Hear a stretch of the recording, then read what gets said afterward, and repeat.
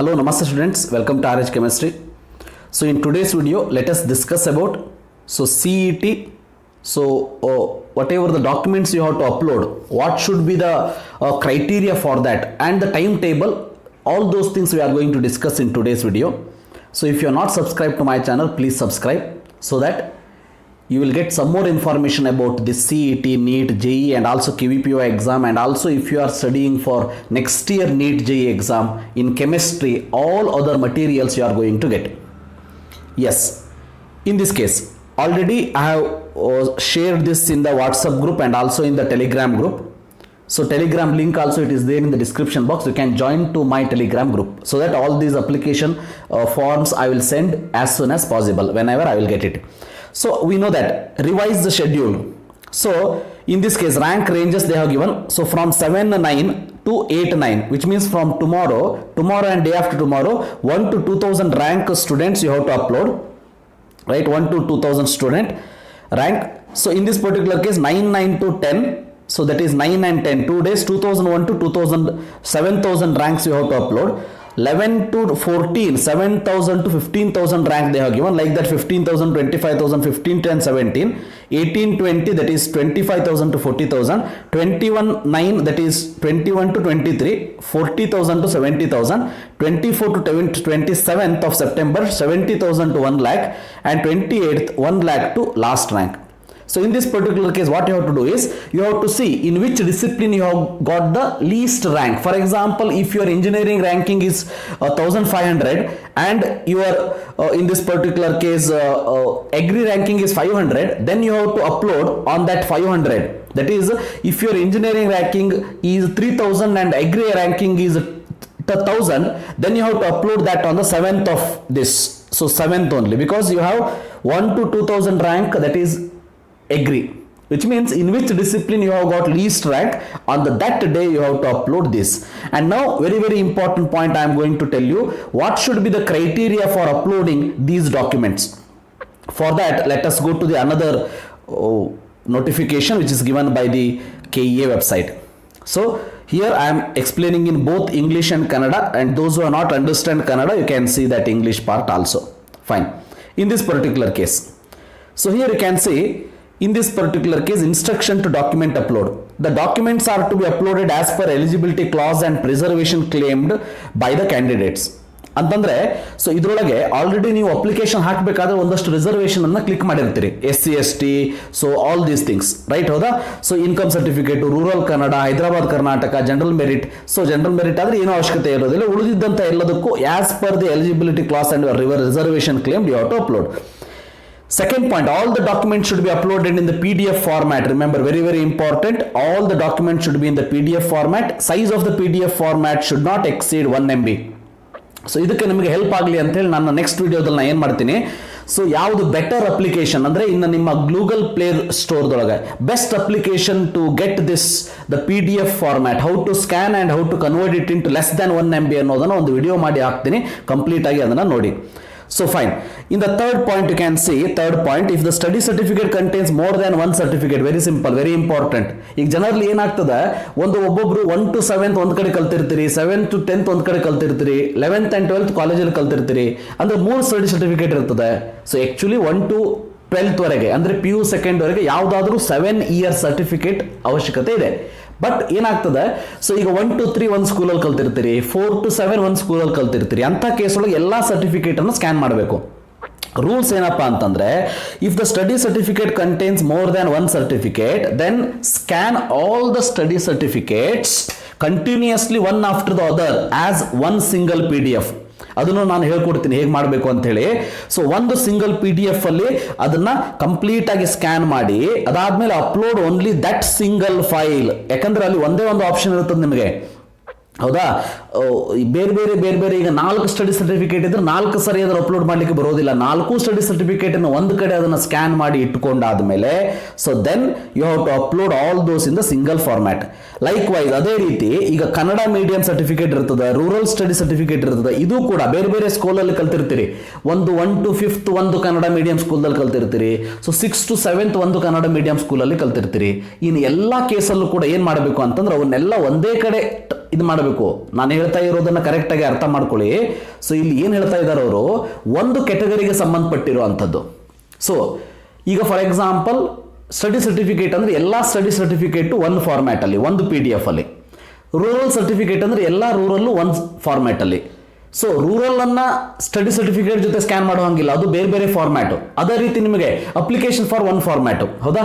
ಅದಾದಮೇಲೆ this hall ticket ಒಂದು format. ಅದೇ ರೀತಿ 7-8 ಫಾರ್ಮ್ಯಾಟ್ ಇರ್ತದೆ, 7-8 ಫೈಲ್ಸ್ ಇರ್ತದೆ. ಅದು ಸಪ್ರೇಟ್ ಫೈಲ್ಸ್ ತಗೋಬೇಕು. ಬಟ್ ಈಗ ಒಂದೇ ಫಾರ್ಮ್ಯಾಟ್, ಈಗ ಸ್ಟಡಿ ಸರ್ಟಿಫಿಕೇಟ್ ಅಂತ ಹೇಳಿದ್ವಿ ನಾವು, ಹೌದಾ?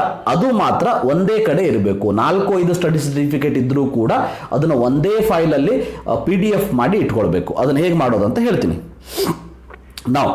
ಇದು ಇಂಪಾರ್ಟೆಂಟ್ ಪಾಯಿಂಟ್. ಈಗ ನೋಡಿ, scan the certificate as a single PDF and upload the one in the single PDF. Fourth point ನೋಡಿ, each of the required document should be scan separately in PDF format. ಇದನ್ನು ನಾನು ಹೇಳಿದ್ದು. ಈಗ ನೀವು rural certificate ಅನ್ನು SC/ST certificate ಜೊತೆ, income certificate ಜೊತೆ mix ಮಾಡೋ ಹಂಗಿಲ್ಲ. ಇನ್ಕಮ್ ಅನ್ನೋದು ಒಂದು ಸರ್ಟಿಫಿಕೇಟು, ಅಪ್ಲಿಕೇಶನ್ ಫಾರ್ಮ್ ಒಂದು PDF. ಸೊ ಈ ರೀತಿ ಬೇರೆ ಬೇರೆ PDF ತಗೋಬೇಕು. ಒಂದೇ ರೀತಿ ಇರೋದನ್ನ ಬೇರೆ ಬೇರೆ ಇದ್ದರೆ, ಫಾರ್ ಎಕ್ಸಾಂಪಲ್ ಈಗ ರೂರಲ್ ಸರ್ಟಿಫಿಕೇಟು ನೀವು 4 ವರ್ಷ ಒಂದು ಕಡೆ 4 ವರ್ಷ ಒಂದು ಕಡೆ ಕಲ್ತಿರ್ತೀರಿ, ಆವಾಗ ಅದನ್ನೆಲ್ಲದನ್ನು ಒಂದು PDF ಅಲ್ಲಿ ತಗೋಬೇಕು. So select the appropriate PDF format document, upload the same again us the specific document name, serial number on the portal. ನೀವಲ್ಲಿ ಪೋರ್ಟಲ್ ನಾಳೆಯಿಂದ ಓಪನ್ ಆಗ್ತದೆ. ಓಪನ್ ಆದಮೇಲೆ ಸಪ್ರೇಟ್ ಸೀರಿಯಲ್ ನಂಬರ್ ಇರ್ತದೆ, ಅದಕ್ಕೆ ತಕ್ಕಂಗೆ ಅದನ್ನು ಅಪ್ಲೋಡ್ ಮಾಡ್ಕೋತಾ ಹೋಗೋದು. ಓಕೆ, 6th ಪಾಯಿಂಟನ್ನು ನೋಡಿ, ಪ್ರಿವ್ಯೂ ಆ್ಯಂಡ್ ಕನ್ಫರ್ಮ್ ಅಂತ ಹೇಳಿ. ಸೊ ಇಲ್ಲಿ ಏನು ಮಾಡಬೇಕು, ನೀವೆಲ್ಲ ಡಾಕ್ಯುಮೆಂಟ್ಸನ್ನು ಅಪ್ಲೋಡ್ ಮಾಡ್ತೀರಿ, ಹೌದಾ? Each of the uploaded documents must be previewed and confirm separately before proceeding for the final submission. ಅಂದರೆ ಫೈನಲ್ ಸಬ್ಮಿಷನ್ ಬಟನ್ನ ಕ್ಲಿಕ್ ಮಾಡೋದಕ್ಕಿಂತ ಮುಂಚೆ ನಿಮಗೆ ಆಪ್ಷನ್ ಕೊಟ್ಟಿರ್ತಾರೆ. ನೀವು ಅಪ್ಲೋಡ್ ಮಾಡಿರುವಂತಹ ಎಲ್ಲ ಅಪ್ಲಿಕೇಶನ್ ಅಂದರೆ ದಿಸ್ PDF ಫಾರ್ಮನ್ನು ವ್ಯೂ ಮಾಡ್ಬೋದು, ನೋಡ್ಬೋದು ಅಪ್ಲಿಕೇಶನ್ ಕರೆಕ್ಟಾಗಿ ಅಪ್ಲೋಡ್ ಆಗಿದೆಯೋ ಇಲ್ಲೋ ಅಂಥೇಳಿ. ಈಗ if any one of the uploaded documents is not viewed or confirmed, ಈಗ ಯಾವುದಾದ್ರೂ ಡಾಕ್ಯುಮೆಂಟು ಕರೆಕ್ಟಾಗಿ ನಿಮಗೆ ಕಾಣಿಸ್ಲಿಲ್ಲ ಅಂತಂದರೆ ಅದನ್ನು ರೀಸ್ಕ್ಯಾನ್ ಮಾಡಿ ರೀಸೆಲೆಕ್ಟ್ ಮಾಡಿ ಅಪ್ಲೋಡ್ ಮಾಡಬಹುದು. ಸೊ ಇಲ್ಲಿ 1 to 5 ಏನು ಸ್ಟೆಪ್ಸ್ ನಾವು ತೋರಿಸಿದೆ ಅದನ್ನೆಲ್ಲ ರಿಪೀಟ್ ಮಾಡ್ಬೋದು. Declaration with OTP. After uploading all the documents, necessary document, select the declaration button with OTP. So ಇಲ್ಲಿ ಏನಾಗ್ತದೆ ಅಂತಂದರೆ, ಸೊ ಒಂದು OTPಯನ್ನು ನಿಮ್ಮ ಮೊಬೈಲಿಗೆ ಹಾಕಿರ್ತಾರೆ. ನೀವೇನು ಅಪ್ಲಿಕೇಶನ್ ಫಾರ್ಮ್ ಜೊತೆಗೆ ಏನು OTP ಮೊಬೈಲ್ ಕೊಟ್ಟಿರ್ತೀರಿ, ಅದಕ್ಕೊಂದು OTPಯನ್ನು ಕಳಿಸ್ಕೊಡ್ತಾರೆ, ಹೌದಾ? ಸೊ ಅಪ್ಲೋಡ್ ಡಾಕ್ಯುಮೆಂಟ್ಸ್ ಇವೆಲ್ಲ ಆದಮೇಲೆ ನೆನ್ಪಿಟ್ಕೊಳ್ಳಿ, once declared further modification is not allowed.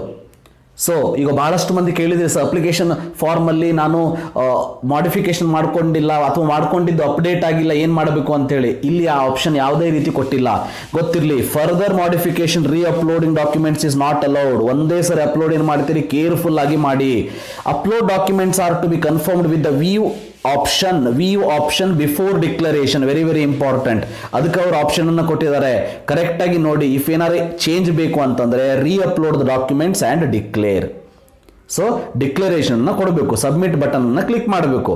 So next, print the acknowledgement slip with confirms the least of uploaded documents. Very important point ಇದು, 8th one.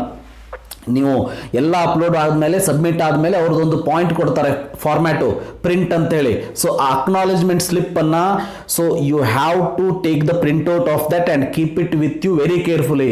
ಬೇಜವಾಬ್ದಾರಿ ಮಾಡ್ಕೊಳಕ್ಕೆ ಹೋಗಬೇಡಿ, ಕೇರ್ಫುಲ್ ಆಗಿ ಇಟ್ಕೊಳ್ಳಿ.